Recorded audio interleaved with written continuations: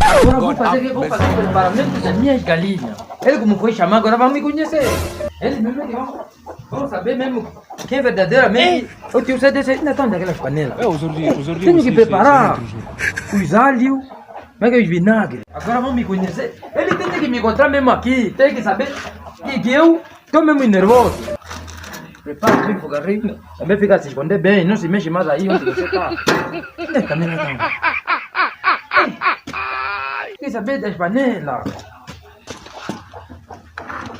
Oferece.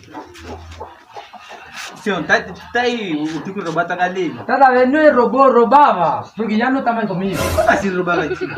Não está mais comigo. Onde está minha galinha, senhor? Tá vendo? Vendi. Você vai vender com o teu galinha de ser minha, não é tua. Você vai vender pra quê? Tá vendo? Ainda bem que você falaste. A galinha não é minha. É tua, por isso que eu vendi.